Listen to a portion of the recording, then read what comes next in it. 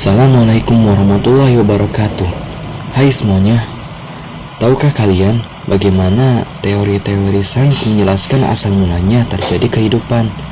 Nah, pada kesempatan kali ini, saya Muhammad Kamaluddin Rahmat dari kelas 124891 Cisarua akan mencoba untuk menjelaskan secara singkat mengenai teori-teori para ilmuwan terdahulu yang membahas tentang awal mulanya terjadi kehidupan. Teori mengenai asal-usul kehidupan ini terbagi menjadi dua, yaitu abiogenesis dan biogenesis. Teori abiogenesis atau disebut juga teori generatio spontanea menyatakan bahwa kehidupan berasal dari benda tak hidup yang terjadi secara spontan. Ilmuwan-ilmuwan yang mendukung teori ini diantaranya adalah Aristoteles dan John Needham. Sedangkan teori biogenesis menyatakan bahwa kehidupan itu berasal dari kehidupan lainnya. Ilmuwan-ilmuwan yang mendukung teori ini diantaranya ada Francesco Redi, Lazzaro Spallanzani, dan Louis Pasteur. Selanjutnya, saya akan mencoba untuk menceritakan mengenai teori-teori tadi secara kronologis. Pertama yaitu pada tahun 384 sampai 322 sebelum Masehi.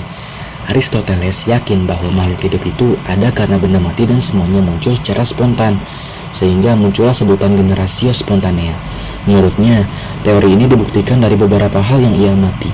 Misalnya, cacing berasal dari tanah, ikan berasal dari air, dan belatung yang muncul dari daging busuk. Ia juga sempat melakukan pengamatan untuk membuktikan teorinya tersebut. Tidak semua orang setuju pada teori generatio spontanea yang dikemukakan oleh Aristoteles. Sehingga pada tahun 1668 Masehi, pendapat tersebut dibantah oleh ilmuwan yang bernama Francesco Redi. Ia melakukan percobaan menggunakan 3 buah toples yang sama-sama diisi dengan daging segar. Toples yang pertama ia biarkan terbuka begitu saja. Toples kedua ditutup dengan kain kasa sehingga baunya masih bisa tercium keluar. Dan toples ketiga ditutup dengan rapat hingga tidak ada bau yang dapat keluar.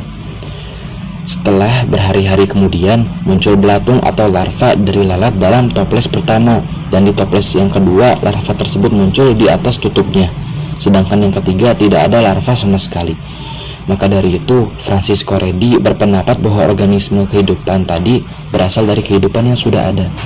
Intinya, dia mendukung teori biogenesis. Pada tahun 1850 Masehi, ada 2 orang ilmuwan yang sama-sama mendukung teori biogenesis, yaitu Louis Pasteur dan Lazzaro Spallanzani.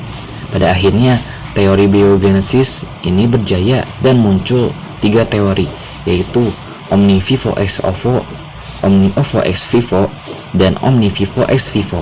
Omni vivo ex ovo berarti makhluk hidup berasal dari telur.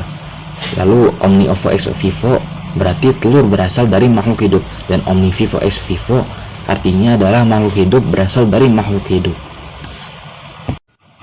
Sekian yang dapat saya sampaikan. Semoga apa yang saya sampaikan ini dapat bermanfaat bagi kita semua. Terima kasih. Wassalamualaikum warahmatullahi wabarakatuh.